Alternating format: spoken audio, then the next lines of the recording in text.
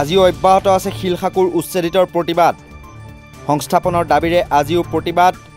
শিলখাকুৰ উচ্ছেদিত ৰাইজৰ সচলত অব্যাহত আছে থলুৱাৰ ন্যায়ৰ যুঁজখন উচ্ছেদিত পৰিয়ালক পুনৰ সংস্থাপন অৰ্থাৎ মাটিৰ বিনিময়ত মাটি আৰু উপযুক্ত ক্ষতিপূৰণৰ দাবীত চলিছে নিৰৱচ্ছিন্ন আন্দোলন আজমল ফাউণ্ডেশ্যনৰ অট্টালিকা আৰু জিঞ্জাৰ হোটেল এতিয়াও সগৌৰৱে থিয় দি আছে বিপৰীতে কিয় উচ্ছেদ কৰা হ'ল শিলখাকুৰ 1200ৰো অধিক পৰিয়াল এই প্ৰশ্নই উত্থাপন কৰি আহিছে শিলখাকুৰ উচ্ছেদিতৰ লগত সহযোগিতা আগবঢ়াই কৃষক মুক্তি সংগ্ৰাম সমিতিয়েও আমাৰ তাত প্ৰতিবাদৰ সমূহ দৃশ্য আৰু মন্তব্য আছে আমি এই মুহূৰ্তত দৰ্শক ৰাইজলৈ বুলি আগবঢ়াইছোঁ এতিয়ালৈকে চাওক আমি যোৱা 2 বছৰে প্ৰতিবাদৰ ওপৰত প্ৰতিবাদ কৰি সচলৰ ধৰ্ণাস্থলীত বহিয়ে আছোঁ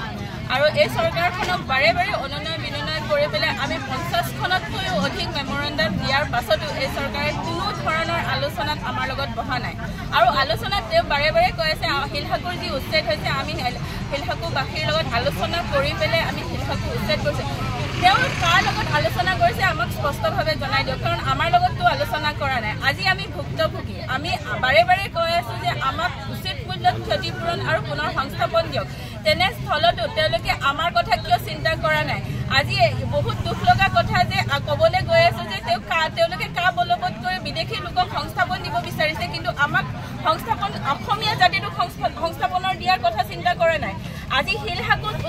উচ্ছেদ হৈছে অসমৰ বিভিন্ন প্ৰান্তত উচ্ছেদ হৈছে সেই উচ্ছেদিত লোকসকলৰ আজিলৈকে কিয় ব্যৱস্থা হোৱা নাই আজি নিৰ্বাচন 2টা পৰ্যায় হৈ গ'ল আৰু আগন্তুক 7 মে তাৰিখত যি নিৰ্বাচনৰ আৰম্ভ হ'ব তাতে আমি এই চৰকাৰখনক উচিতভাৱে প্ৰত্যুত্তৰ দিবলৈ প্ৰস্তুত হৈছোঁ তেওঁ নাভাবিব যে শিলখাকুৰত মাত্ৰ 1200টা পৰিয়াল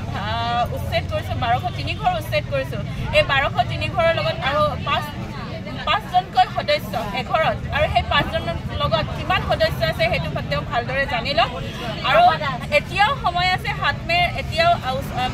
7 মেলে এতিয়াও 4টা দিন বাকী দিন আছে বাকী কেইটামান দিন আহক আমাৰ লগত আলোচনা কৰক আমাৰ সমস্যা সমাধান কৰক আমাৰ যি দাবীসমূহ আছে সেই দাবীসমূহ পূৰণ কৰক এতিয়া ইলেকশ্যনৰ বতৰ শদিয়াৰ পৰা ডুবুৰীলৈকে উজনি নামনি হিমন্ত বিশ্ব শৰ্মা ডাঙৰীয়াকে ধৰি অসমৰ প্ৰতিগৰাকী মন্ত্ৰী বিধায়কে বিজেপি নেতাই আনকি কেন্দ্ৰীয় নেতাসকলো আহি মুখত আখৈ ফুটা দি ফুটিছে খিলঞ্জীয়া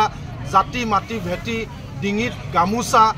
আৰু কেন্দ্ৰীয় নেতাবিলাক নৰেন্দ্ৰ মোদী অমিত শ্বাহেও আহি মুখত ফুটাই নুফুটাই জয় আই অসম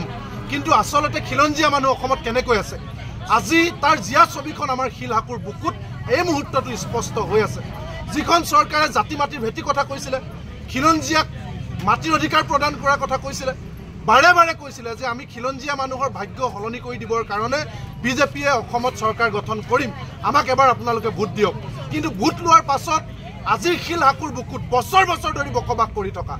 1203টাকৈ পৰিয়ালক তেওঁলোকক মাটি কাঢ়ি ল'লে ঘৰ কাঢ়ি ল'লে তেওঁলোকৰ সপোনৰ ঘৰখন খুপি খুপি কষ্ট উপাৰ্জিত ধনেৰে কোনোবাই যদি ৰিক্সা চলাই বনাইছিলে কোনোবাই 3rd গ্ৰেড 4th গ্ৰেডৰ চাকৰি কৰি কষ্ট কৰি বনাইছিলে কোনোবাই লোকৰ ঘৰত হাজিৰা কৰি বনাইছিলে সকলো খিলঞ্জীয়া মানুহ কাৰোবাৰ যদি লখিমপুৰত বানপীড়িত অঞ্চলৰ পৰা ঘৰ মাটি হেৰুৱাই ইয়ালৈ কামৰ সন্ধানত আহিছিলে কোনোবাই বন্যপ্ৰাণী উপদ্ৰৱ সহ্য কৰিব নোৱাৰি আহিছিলে কোনোবাই খুপি খুপি এটা চাকৰি কৰি কষ্ট উপাৰ্জিত ধনেৰে এখন সপোনৰ ঘৰ বনাইছিলে কিয় বনাইছিলে সেই ঘৰবিলাক বনাবৰ কাৰণে চৰকাৰে অনুমতি দিছিলে হল্ডিং নাম্বাৰ দিছিলে মুখ্যমন্ত্ৰীয়ে নিজে PWD মিনিষ্টাৰ দায়িত্বত থাকোঁতে ইয়াত ৰাস্তা চেংচন কৰি দিছিলে পূব শংকৰনগৰ ৰোড আপোনালোকে সকলোৱে জানে তাৰ পাছত কথা নাই বতৰা নাই সম্পূৰ্ণ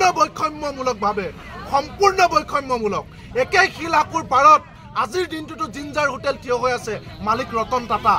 হিমন্ত বিশ্ব শৰ্মাৰ খিলঞ্জীয়াৰ ডিক্সনেৰীত ৰতন টাটা হৈছে খিলঞ্জীয়া আজি আপোনালোকে বলক শিলখাকুৰ বুকুত মেইন খুঁটাটো থিয় হৈ আছে আইডিয়েল শিলভিউ যাৰ মালিক হৈছে হিম্মত সিংকা হিমন্ত বিশ্ব শৰ্মাৰ খিলঞ্জীয়াৰ ডিক্সনেৰীত খিলঞ্জীয়া হৈছে হিম্মত সিংকা এইজন হিমন্ত বিশ্ব শৰ্মাই কৈছিলে ইলেকশ্যনৰ আগত মই যদি অসমৰ মুখ্যমন্ত্ৰী হওঁ বদৰুদ্দিন আজমলক দিছপুৰৰ 1 কিলোমিটাৰ ভিতৰত সোমাবলৈ নিদিওঁ আজি সেইবিলাক কথা আমাৰ মনত পৰিছে সেই আজমলৰ পত্নী ৰিজুৱাৰা বদৰুদ্দিন আজমলৰ কোম্পানী হামজা প্ৰপাৰ্টিজ প্ৰাইভেট লিমিটেডে শিলখাকুৰ বুকুত 29 বিঘা মাটি ল'লে আমি ফিটা মাৰি দেখুৱাই দিছিলোঁ শিলাকুৰ বুকুত আছে মাটি কেনেকৈ বৈধ, কিন্তু হিমন্ত বিশ্ব শৰ্মাই নুশুনাৰ ভাও ধৰিলে। আজি শিলাকুৰ বুকুত আজমলৰ মাটি থিয় হৈ আছে, হিম্মত সিংকাৰ তাত জিঞ্জাৰ আইডিয়েল শিল্পী থিয় হৈ আছে, ৰতন টাটাৰ জিঞ্জাৰ থিয় হৈ আছে, জয়ন্ত মল্ল বৰুৱাই নদী পুতি বুন্দাজান পুতি আজি ৰাস্তা বনাই ল'লে। কিন্তু মোৰ বড়ো মানুহ, মোৰ মিচিং মানুহ, মোৰ কলিতা মানুহ, মোৰ মণিপুৰী মানুহ, মোৰ আহোম মানুহ, চুতীয়া মানুহে আজি মাটি নাপায়। সেয়াই হৈছে হিমন্ত বিশ্ব শৰ্মাৰ খিলঞ্জীয়া, সেয়াই হৈছে বসুন্ধৰা। বসুন্ধৰাৰ জৰিয়তে মাটি দিলে, কাক দিলে আপুনি বসুন্ধৰাৰ জৰিয়তে মাটি? বাবা ৰামদেৱক। কাক দিলে মাটি? অৰুণ গুপ্তা, ঋষি গুপ্তা, উত্তম বেৰিয়া, অৰুণ বাজাজ, সেয়া খিলঞ্জীয়া। তাৰপিছত লাজ লগা নাই খিলঞ্জীয়াৰ কথা ক'বলৈ। গতিকে আজিৰ দিনটোত আমাৰ কাৰণে হিমন্ত বিশ্ব শৰ্মা হৈছে এজন পুঁজিপতিৰ দালাল, বিজেপি হৈছে পুঁজিপতিৰ চৰকাৰ। গতিকে আমাৰ বুকুত প্ৰত্যেকটো জেচিবিৰ কোপ আমাৰ বুকুত বাজি আছে, প্ৰতি চপৰা ইটাৰ শব্দ আজি আমাৰ কাণত বাজি আছে। তেনেকৈ 2টা বছৰ মানুহে গছৰ তল, ৰাস্তা, গোহালি, বাৰাণ্ডাত কটাইছে, কিন্তু হিমন্ত বিশ্ব শৰ্মা চৰকাৰে এক মুহূৰ্তৰ কাৰণে এটা খবৰ নল'লে। গতিকে আমি হিমন্ত বিশ্ব শৰ্মা চৰকাৰক শেষবাৰৰ কাৰণে কৈছোঁ, অহা 7 মে'ত লোকসভা নিৰ্বাচন, এতিয়াও সময় আছে। যদি আপোনাক গুৱাহাটীবাসীৰ ভোট লাগে, যদি খিলঞ্জীয়া মানুহৰ হাও নালাগে, খিলঞ্জীয়া মানুহৰ বুকুৰ হাৱে যদি ব্ৰহ্মপুত্ৰত বিজেপিক দলিয়াই দিব নালাগে, 7 মে'ৰ আগত আমাৰ লগত কথা পাতক। হয়নে নহয় ৰাইজ? 7 মে'ৰ আগত কালিলৈ আপুনি পাথৰ কুঁৱাৰীলৈ আহিব, আমি ইয়াতে আছোঁ, আমি শিলহাকুৰ বুকুত আছোঁ, কাইলৈ আপুনি শিলহাকুলৈ আহিব, আমাৰ লগত কথা পাতক। আমি এতিয়াও ৰৈ আছোঁ। 7 মে'ৰ আগত আপুনি কথা পাতক, কথা পাতি আমাৰ পুনৰ সংস্থাপনৰ বিষয়টো মীমাংসা কৰক। অন্যথা শিলহাকুৰ মানুহতকৈ ভয়ানক মানুহ আপোনাৰ কাৰণে কোনো নহ'ব। এই কথাটো আমি স্পষ্টভাৱে সকীয়াই দিছোঁ। যি ভাষাৰে আপুনি বুজি পায়, আমি সেই ভাষাৰে আমি বুজাম। আমাৰ 10জনকৈ মানুহ শ্বহীদ হ'ল, 10জনকৈ মানুহে ঘৰ হেৰুৱাৰ বেদনা সহ্য কৰিব নোৱাৰি